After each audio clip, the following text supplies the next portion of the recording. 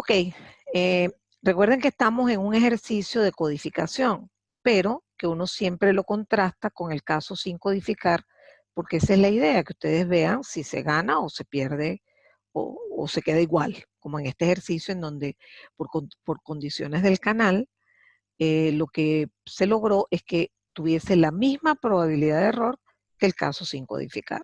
¿Okay? El segundo punto importante es la velocidad a la cual van los datos por el canal. Entonces me dicen que el ancho de banda disponible es 10 MHz. El organismo regulador me dice, mire, usted no puede usar más de 10 MHz.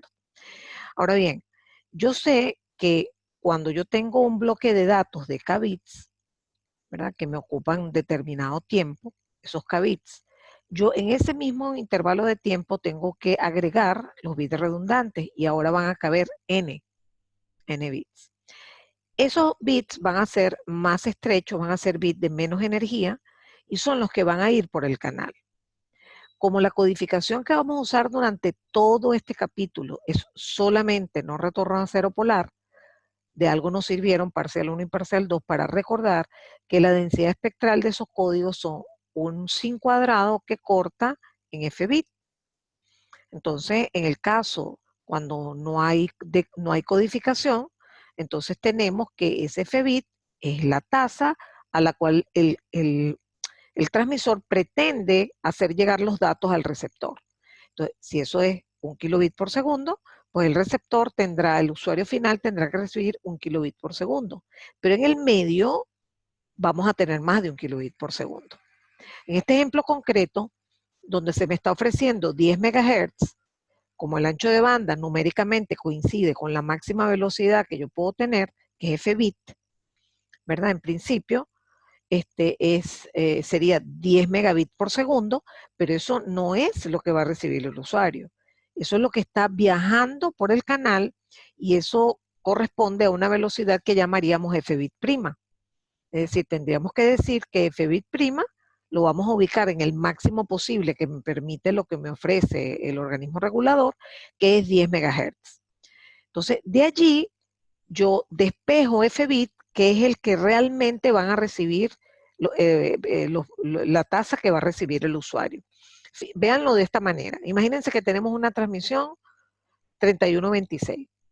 Entonces, usted está ocupando un ancho de banda de 10 MHz con unos bits, ¿verdad? En bloques de, en este caso, 31 bits. Pero de esos 31, el usuario va a recibir solo 26. Es decir, que la transmisión va a ser más lenta desde el punto de vista del usuario. Y eso va a venir dado por la relación, depende de dónde vaya, hacia dónde voy, n sobre k o k sobre n.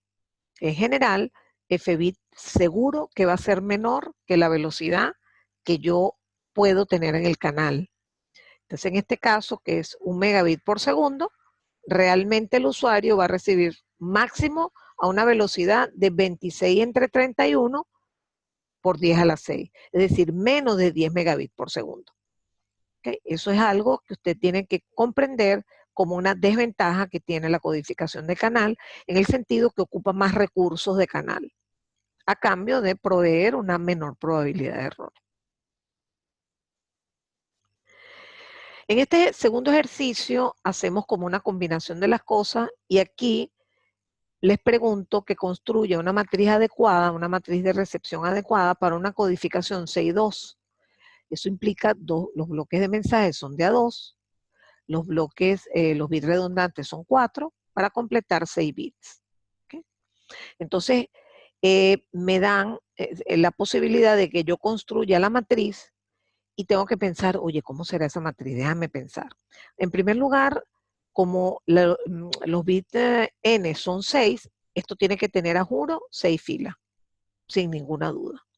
Como los bits de paridad son 4, entonces esta dimensión que da el número de columnas es 4. Entonces, esa matriz, júrenlo, que es 6 por 4, por construcción, pues. ¿Okay? Muy bien, la parte superior está ocupada por la matriz de identidad, ¿verdad? Que en este caso es de R por R, que es 4 por 4. Y lo que queda es la matriz de paridad, que por cierto va a ser la misma que va a estar en la matriz de generación. Y que por ende, viendo las posiciones que están aquí, yo voy a poder determinar cuál es la expresión matemática, vamos a llamarla así, de cada bit de paridad. ¿Okay? ¿Por qué? Imagínense que cierren los ojos y no piensen que esto es HT, sino que esto es la parte de la matriz de generación. Entonces, aquí se enfrentan M1 y M2. Por ejemplo, si yo pongo estos dos primer bits, como los escogí yo, o sea, esa selección la hice yo como resolviendo el ejercicio, puse 2, 1, el bit M1 va a estar multiplicado por 1 y el bit M2 también. Por lo tanto, este producto matricial va a dar M1 más M2. El primer bit de paridad es la suma de los dos bits de mensaje y es buenísimo, muy inteligente de mi parte, poder combinar esos bits para que lleven información de ambos bits de mensaje. Recuerden que son solo 2 bits de mensaje.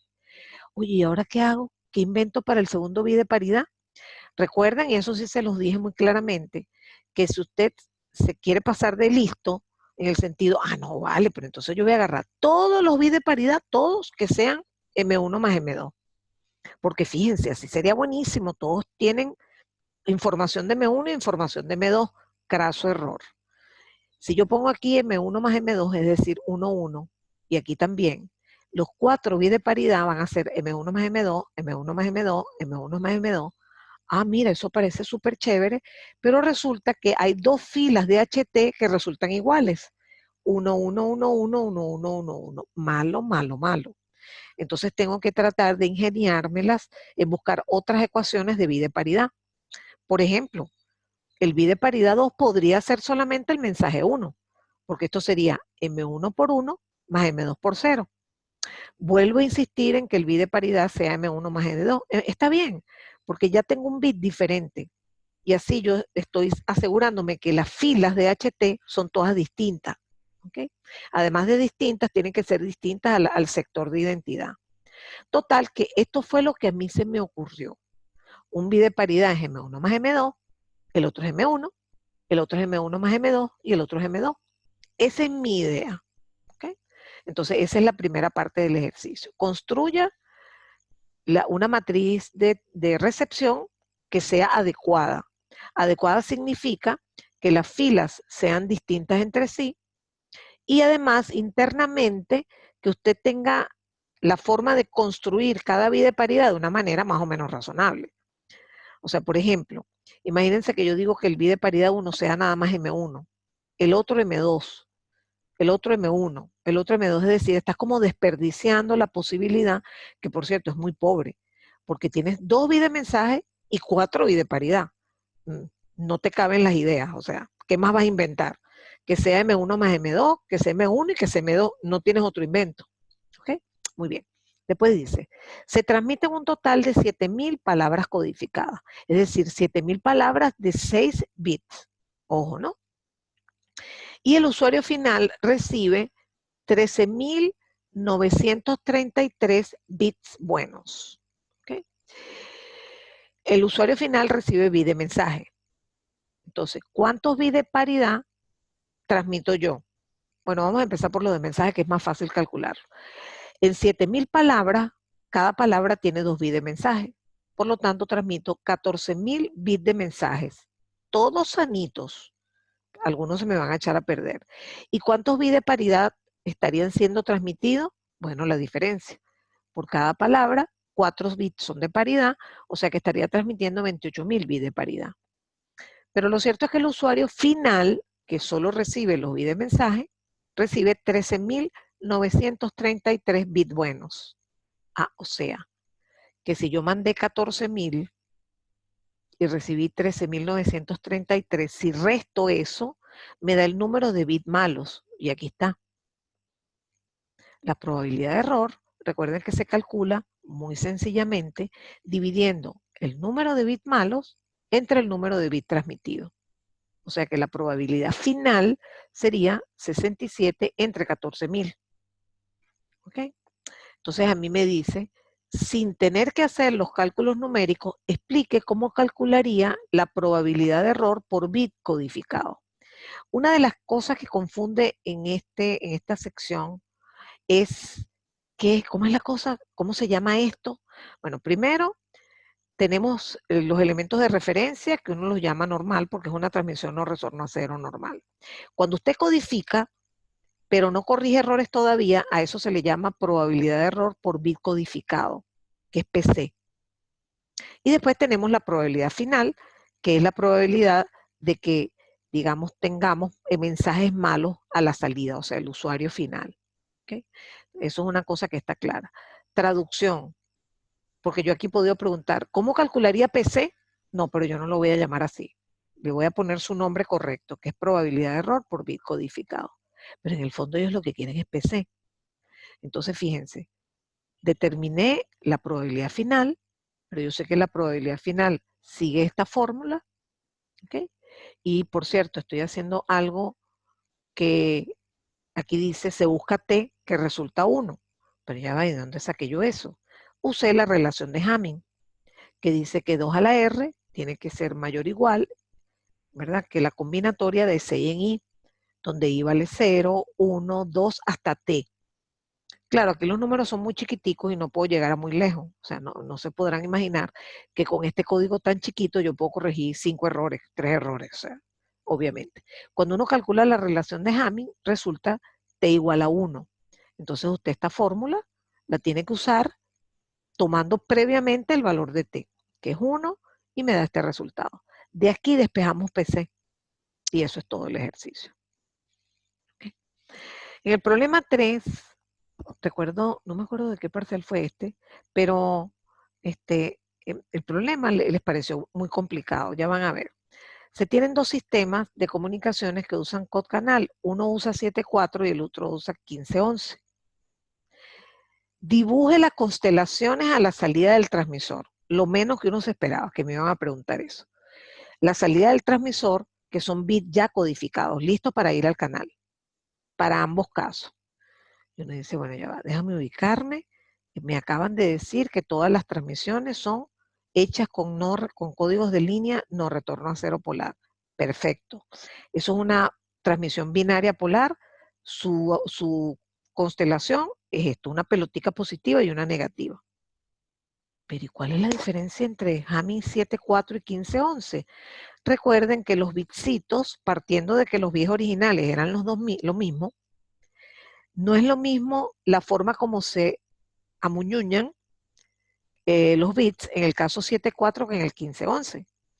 Entiendan, con 7.4, uno donde antes cabían 4, ahora tienen que caber 7, que es casi 8. O sea, casi se reducen a la mitad de ancho. En cambio, en 15.11 es diferente, porque donde antes cabían 11, ahora caben 15, es decir, que no están tan apretujaditos y la relación de hecho, digamos, se aleja de un medio. La relación de 4 séptimos aquí es casi 0,5. La relación de 11 sobre 15 aquí no es mucho más grande, se acerca más a 1, si se quiere. Entonces, claramente, los bitsitos de Hamming tienen más energía que los bitsitos de 7.4. Y por eso pongo las peloticas más separadas, porque la energía da mayor. Entonces, estoy mezclando lo que es conceptos de parcial 3 con conceptos de parcial 1 y parcial 2. En este ejercicio, déjenme bajar que tengo aquí algo que no me deja ver el enunciado. Se tienen dos sistemas de comunicaciones, como casi siempre. Uno es no retorno a cero polar sin codificación de canal y que aquí está la forma de ponerlo sin cajitas para que me ocupe menos espacio en los enunciados. Transmisión, canal, receptor. Y el otro tiene una codificación y posterior de codificación 15.11. Dice, demuestre que cuando la relación es sobre eta en dB, vale 3.5 aproximadamente, 3.505 dB, eso en dB, ambos sistemas producen aproximadamente, porque esto también es aproximado, la misma probabilidad de error por bit a la salida. Es decir, hace rato les comentaba, entre cortes de internet y del micrófono, que cuando hay codificación de canal, las curvas presentan cruces. Es decir, hay un punto en el cual las probabilidades son iguales y que hace un cambio entre lo que pasaba para debajo de ese valor de E sobre eta y para arriba. Cuando estamos hacia arriba, estamos en las condiciones en que en realidad se va a usar esto en la práctica. Son condiciones de E sobre eta buenas, E sobre eta grande. Y cuando estamos a la izquierda, estoy al revés. Entonces, si me están diciendo que demuestre esto, bueno, lo primero que tengo que hacer es sacar E sobre eta no en dB. ¿Okay? Y eso es lo primero que hago aquí. Obtengo el valor de E sobre eta, que es el que va dentro de estas fórmulas. Dentro de las fórmulas no van los dB, hay que ponerlo lineal. Para el caso de no retorno a cero polar, es sencillito porque es nada más poner 2,24 aquí, multiplicarlo por 2, sacarle la raíz, y me da Q de 2,11 y me da un valor. Para 15,11, ¿verdad? Yo tengo que calcular primero PC, tengo que pasar primero por ese cálculo antes de llegar a P final. Entonces recuerden que aquí se pone todo igualito que aquí, pero se multiplica el argumento por K sobre N. Entonces eso me da el valor de PC y luego lo coloco en la fórmula de probabilidad de error final, que es N-1 en T por PC al cuadrado, en este caso porque es un Hamming. ¿Okay? Entonces eso me da, para el caso de Hamming 1511, me da 14 veces PC al cuadrado y me da 0.0171, que como ven, se parece más o menos, o sea, se acerca. Se acepta como una aproximación por todo el uso de las tablas, etcétera, etcétera, que tienen un número limitado de resolución, digamos. Ok, entonces se demostró que estamos en el cruce de las dos curvas de probabilidad de error. Chéverísimo. Después dice, en un momento determinado, la potencia de ruido en el canal, parecido a los que nos pasó antes, aumenta. Entonces aquí dice, sin calcular las nuevas probabilidades, dibuje las dos curvas y los 4 puntos. Y 4 puntos uno empieza a preguntarse, bueno, ¿cómo que 4? Aquí va a haber 2, no es que aquí hay 2, pasa que está uno montado sobre el otro. Entonces, cuando usted aumenta la potencia de ruido o baja la potencia de transmisión o aumenta la velocidad, en cualquiera de esos casos usted se va a mover a la derecha en las curvas, en ambas curvas. Ay, no, a la izquierda. Usted se va a mover a la izquierda si baja la energía. Si baja la energía es porque bajó la potencia o la velocidad o aumentó la velocidad. Y también puede pasar porque aumentó la potencia de ruido. Entonces, usted sabe que se va a mover a la izquierda. Discúlpenme el error. En ese caso, miren lo que va a pasar. El punto que estaba aquí sobre la curva roja, mira dónde se va a poner. Y el punto que está aquí sobre la curva de no retorno a cero, sin codificación, mira dónde se va a poner. Entonces, eso es lo que yo quería que ustedes hicieran, que me graficaran estos dos puntos y se dieran cuenta que cuando pasa esa situación, entonces, sin codificar es mejor que con codificar, lo cual parece una locura, ¿no? Porque se supone que uno inventó la codificación, que es un tremendo rollo, porque hay que hacer una cantidad de cosas, para lograr bajar la probabilidad de error.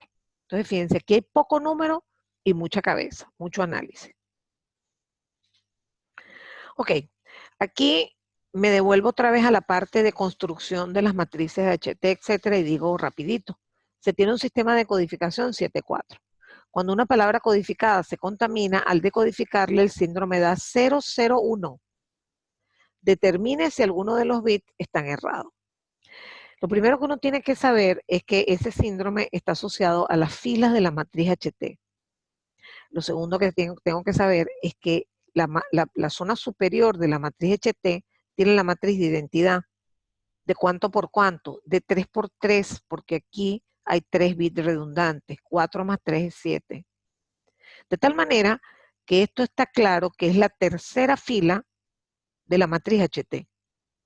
Es decir, el bit que está malo es el tercero de izquierda a derecha.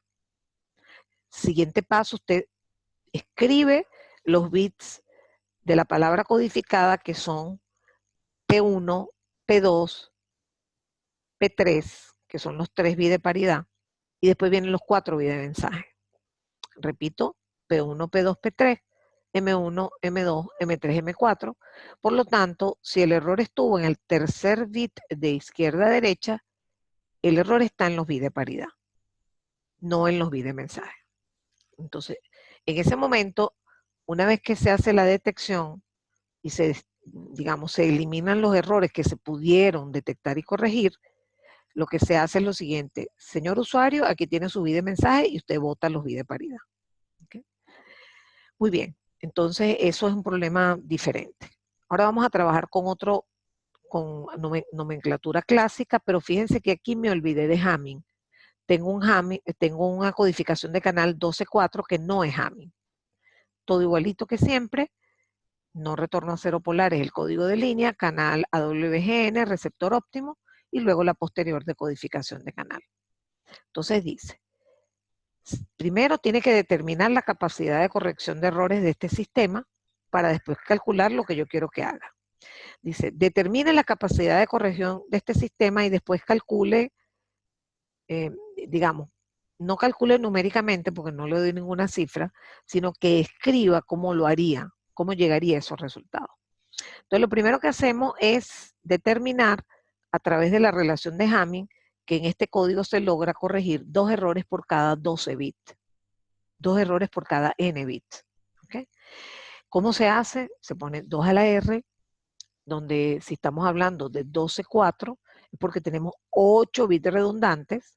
Entonces, 2 a la 8 mayor o igual que n en 0, que es 12 en 0, que es 1, n en 1, que es 12 en 1, que es 12, más n en 2, que hay que calcularlo, es 12 factorial entre 12 menos 2 factorial entre 2 factorial, y resulta que ahí sí se cumple con ese valor, con t igual 2, se cumple la relación de Hamming. Ojo, uno tiene que estar muy atento a decir, si se me satisface para 2, no, cónchale, ¿y qué pasa si apruebo con 3? ¿Okay? Obvio. Si usted prueba con 3 y le funciona, la respuesta no era 2, era 3. Entonces, por eso digo que eso se hace por tanteo. Ok, una vez que sabemos que t igual 2, lo primero que siempre hacemos es calcular PC, que es lo clásico de no retorno a cero polar por K sobre N. Una vez que tenemos este valor, ¿verdad? Podemos obtener el número de palabras malas a través del cálculo de la probabilidad de error por palabra. Entonces, el número total de palabras erradas es N por PW. PW lo hago aproximado. Pongo N en T más 1 porque ya no hay errores hasta T, sino a partir de T más 1, por PC al cubo. Porque para que en una palabra haya 3 errores, usted va a tener que multiplicar PC por PC por PC, que es lo que está asociado a que 3 bits estén malos, y eso es lo que sería el resultado. Fíjense que aquí solo se pide que expliquen cómo se haría. No tengo ningún dato, sino usted explica cuál es el camino. Muy bien. Aquí tenemos un problema en donde usamos Hamming 7.4 y la referencia no retorno a cero polar clásica. ¿Okay? Pero aquí a alguien se le ocurrió la brillante idea de, en vez de transmitir no retorno a cero polar normalito, que es poner pulsos con 1 voltio y menos 1 voltio, le puso K y menos K voltios. Eso solo para el caso Hamming 7.4. ¿Okay? Otro detallito que me dicen es que no se corrigen errores. Por alguna razón el decodificador quedó como muerto y se recibieron los bits, ¿verdad? O sea, se detectaron con el receptor Gram-Schmidt y se armó la cadena de bits 1 y 0, todavía colocados en palabras, en donde primero van los bits de paridad y después van los bits de mensaje, y ahí no se hizo más nada. En otras palabras, tenemos la capacidad de corrección que tiene PC, o sea, malísima, porque la probabilidad de error de bit codificado es muy mala. Entonces dice, el usuario final recibe los bits a 1 kilobit por segundo. Eso es el F-bit que usted tiene que poner en estas energías, en ambos casos. Luego tenemos un sistema B donde los bits se envían a 1 kilobit por segundo, pero sin codificación de canal. Repito, en Hamming el usuario recibe a 1 kilobit por segundo. O sea que los datos originales eran a 1 kilobit por segundo. Para el caso de no retorno a cero polar sin codificación, también. Es decir, que desde el punto de vista del usuario, él recibe la misma tasa de bit por segundo. ¿Okay? Entonces la pregunta concreta es, determine K si se sabe que en ambos casos la probabilidad de error por bit es la misma. ¿Okay?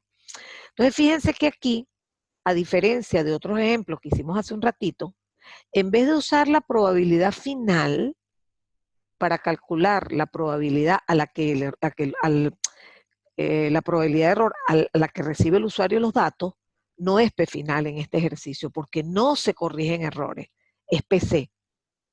Entonces vamos a trabajar con PC para Hamming 7.4. ¿Okay? Y para no retorno a cero polar es la misma de siempre.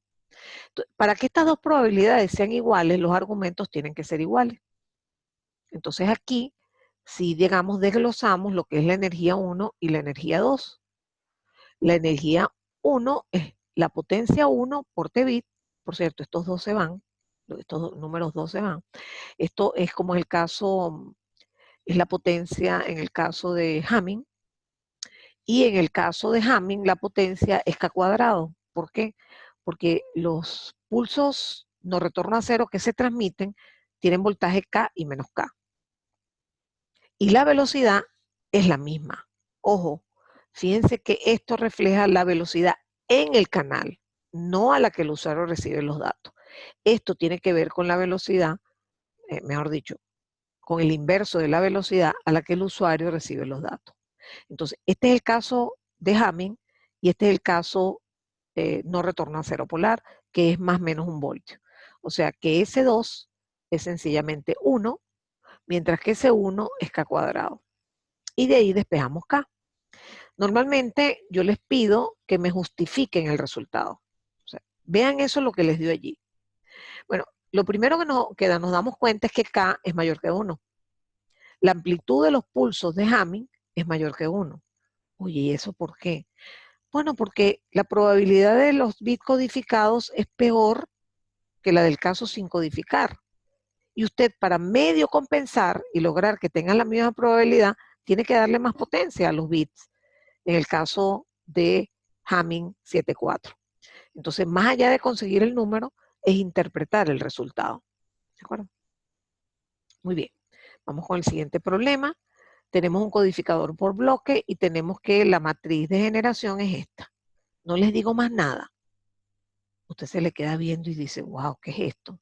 Oye, hay 2 filas. Eso implica que hay 2 bits de mensaje. Y hay 5 columnas. De hecho, miren que aquí está la porción ¿cómo es? Estoy grave. La que permite replicar los bits de mensaje en la palabra codificada. Esto es la matriz de paridad y esto es la matriz de identidad o la submatriz de identidad. Entonces,